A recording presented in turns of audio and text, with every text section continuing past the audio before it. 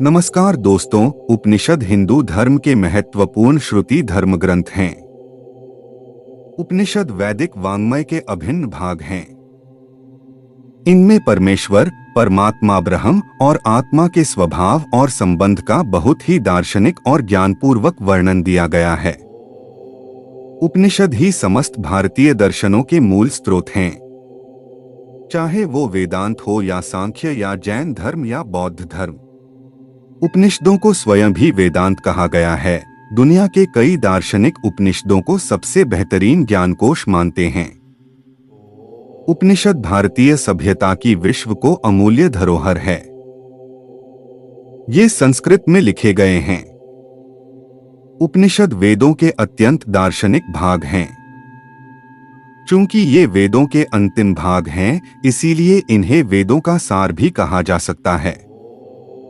उपनिषदों को वेदांत भी कहते हैं, जिसका अर्थ है वेदों का अंतिम भाग। आत्मज्ञान, योग, ध्यान, दर्शन आदि वेदों में निहित सिद्धांत तथा उन पर किए गए शास्त्रार्थ सही रूप से समझने या समझाने के लिए प्रश्न एवं तर्क करना के संग्रह को उपनिषद कहा जाता है।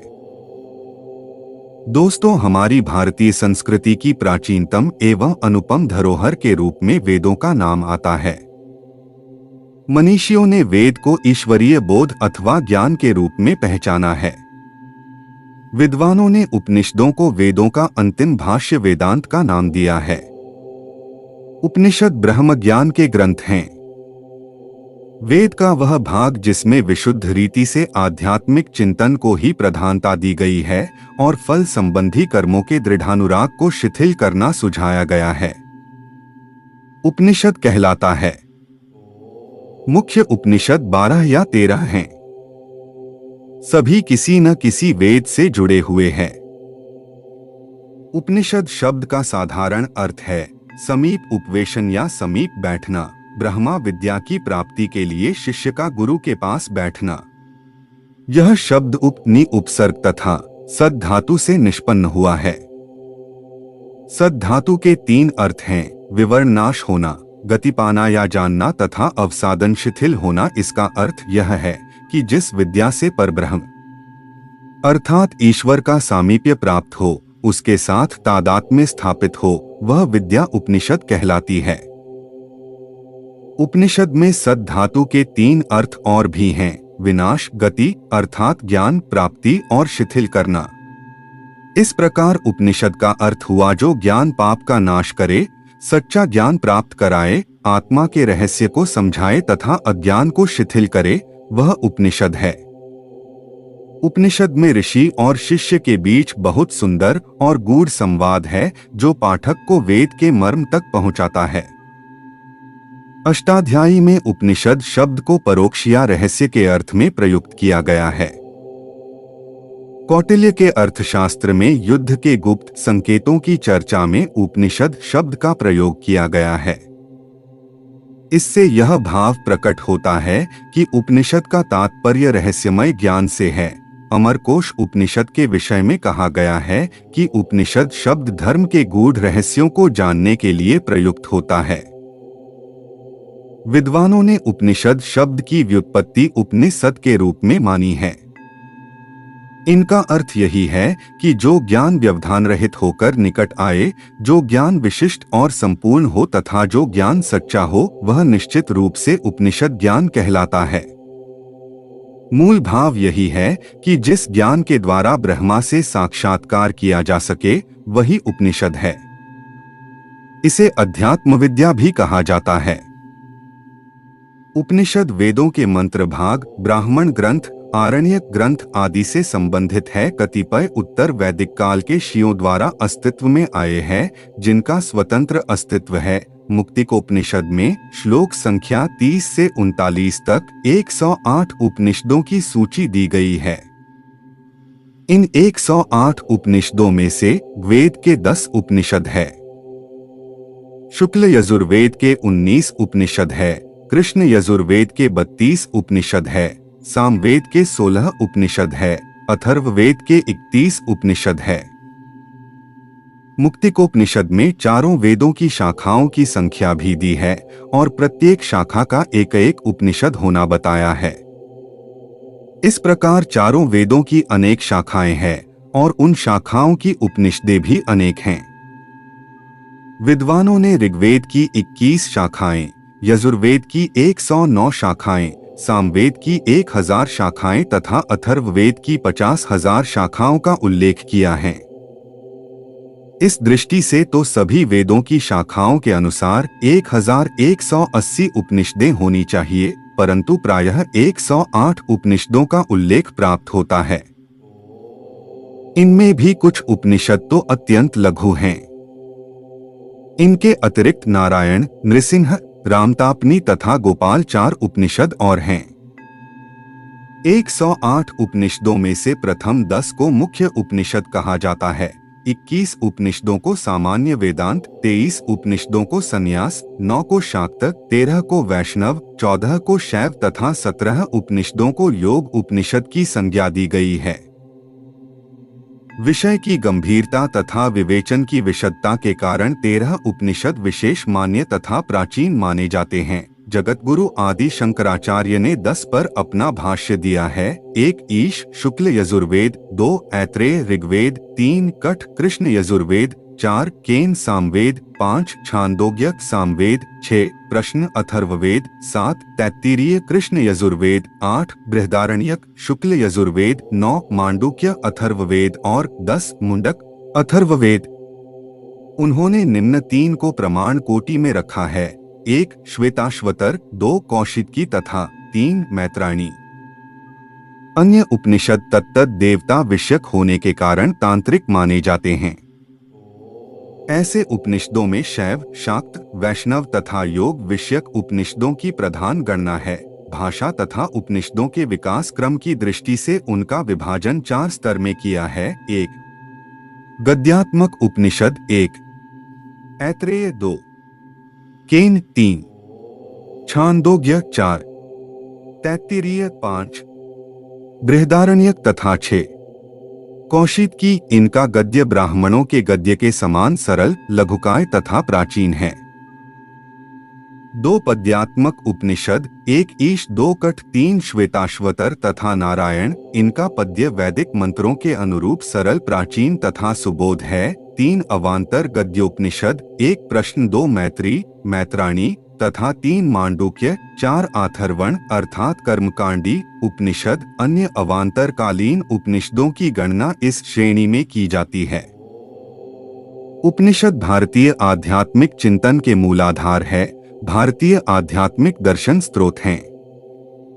वे ब्रह्म विद्या हैं, जिज्ञासाओं के ऋषियों द्वारा खोजे हुए उत्तर हैं। वे चिंतनशील ऋषियों की ज्ञान चर्चाओं का सार हैं। वे कविहृदय ऋषियों की काव्यमय आध्यात्मिक रचनाएं हैं, अज्ञात की खोज के प्रयास हैं। वर्णनातीत परम शक्ति को शब्दों में बांधने की कोशिशें हैं और उस निराकार, निर्विकार, असीम, अपार को अंतर्दृष्टि से समझने और परिभाषित करने की अदम्य आकांक्षा के लेखबद्ध विवरण हैं। उपनिषदों में ऋषियों ने अपने जीवन पर्यंत अनुभवों का निचोड़ डाला है। इसी कारण विश्व साहित्य में उपनिषदों का महत्व सर्वोपरि स्वीकार किया गया है। जीवन के सभी विचार और चिंतन बेमानी सिद्ध हो सकते हैं, किंतु जीव और परमात्मा के मिलन के लिए किया गया आध्यात्मिक चिपतप कभी बेमानी नहीं हो सकता। वह शाश्वत है, सनातन है और जीवन के महानतम लक्ष्य पर पहुंचाने वाला सारथी है। जिस प्रकार महाभारत में कृष्ण ने अर्जुन के लिए सारथी का कार्य संपन्न किया था, उसी प्रकार जन जन के लिए उपनिषदों ने यह महान कार्य संपन्न किया है। यह आलोक है जो समस्त मानवता के अज्ञानपूर्ण अंधकार को दूर करने के लिए ऋषियों द्वारा अवतरित कराया गया है। इसीलिए उपनिषदों का महत्व सर्वकल्याण का श्रेष्ठतम प्रतीक है। उपनिषद गूढ़ भाषा में है और इनको समझना कठिन है, क्योंकि हमारा मस्तिष्क और मन बाह्य वस्तुओं को ही पहचान पाता है। संवेदन अंगों के द्वारा ग्रहण किया जा सकने वाला अनुभव ही मस्तिष्क में दर्ज होता है और वही हम समझ पाते हैं, और इसी वजह से उपनिषदों को समझना भी मुश्किल होता है, क्योंकि उपनिषद ईश्वर के बारे में कुछ नहीं कहते, ना ही शैतान के बारे में, ना ही स्वर्ग, ना ही नरक के बारे में, उपनिषद बात करते हैं स्वयं की चेतना के बारे में, जिसे हम आत्मा भी कहते हैं, जो कि समझने में बेहद मुश्किल है। इसलिए उपनिषदों को समझना भी मुश्किल लगता है।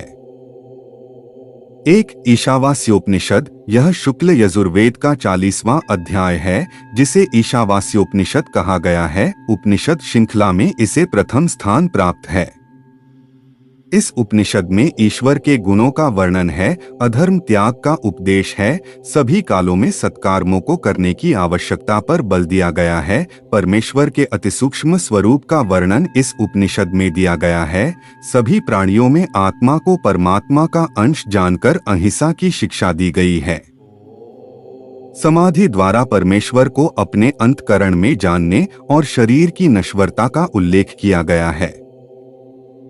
प्रथम मंत्र में ही जीवन और जगत को ईश्वर का आवास कहा गया है। यह किसका धन है? प्रश्न द्वारा ऋषि ने मनुष्य को सभी संपदाओं के अहंकार का त्याग करने का सूत्र दिया है। इससे आगे लंबी आयु, बंधन मुक्त कर्म, अनुशासन और शरीर के नश्वर होने का बोध कराया गया है। यहाँ जो कुछ है परमात्मा का है, यहाँ जो कुछ भी है सब ईश्वर का है, हमारा यहाँ कुछ नहीं है। ईशावास्यमिदं सर्वं यत्किंच जगत्या जगत तेन त्येक तेन भुंजीथा मागृध कस्य स्विद्धनम। अर्थात हमें यहाँ इस जगत में 100 वर्ष तक कर्म करते हुए जीने की इच्छा करनी चाहिए। कुर्वन्नेवः कर्माणि जिजीविषेच्छत् समा एवं त्वयि नान्यथेतोस्ति न कर्म लिप्यते नरे। अर्थात अविचल परमात्मा एक ही है, वह मन से भी अधिक वेगवान है, वह दूर भी है और निकट भी है, वह जड़ चेतन सभी में सूक्ष्म रूप में स्थित है। जो ऐसा मानता है वह कभी भ्रमित नहीं होता, वह शोक मोह से दूर हो जाता है। परमात्मा सर्वव्यापी है, वह परमात्मा देहरहित, स्नायुरहित और छिद्ररहित है, वह शुद्ध और निष्पाप है, वह सर्वजी है और स्वयं ही अपने आप को विविध रूपों में अभिव्यक्त करता है। ज्ञान के द्वारा ही उसे जाना जा सकता है। मृत्यु भय से मुक्ति पाकर उपयुक्त निर्माण कला से मुक्ति प्राप्त की जा सकती है। उस परमात्मा का मुख सोने के चमकदार पात्र से ढका हुआ है। 2 हिरण्मयेन पात्रेण सत्यस्यापिहितं मुखम तत्वं पूषण पात्रेणु सत्य धर्माय दृष्टे। इसका अर्थ यही है कि परब्रह्म सूर्यमंडल के मध्य स्थित है, किंतु उसकी अत्यंत प्रखर किरणों के तेज से हमारी ये भौतिक आंखें उसे नहीं देख पाती। जो परमात्मा वहां स्थित है वही मेरे भीतर विद्यमान है। मैं ध्यान द्वारा ही उसे देख पाता हूँ। हे अग्नि, हे विश्व के अधिष्ठाता, आप कर्म मार्गों के श्रेष्ठ ज्ञाता हैं। आप हमें पाप कर्मों से बचाएं और हमें दिव्य दृष्टि प्रदान करें। यही हम बार बार नमन करते हैं।